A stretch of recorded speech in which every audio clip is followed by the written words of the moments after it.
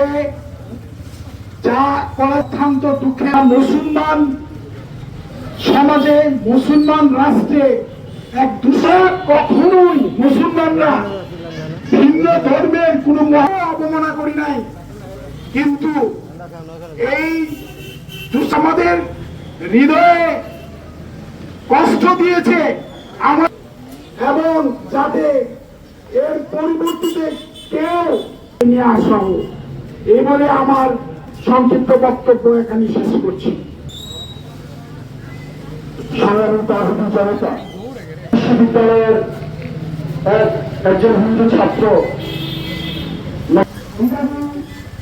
আল্লাহ এবং তার রাসূল এবং পবিত্র কোরআন শরীফকে নিয়ে একের পর এক কটূক্তি করছে। সংসদে রাষ্ট্রীয়ভাবে কোন কার্যকরী কোন আইন না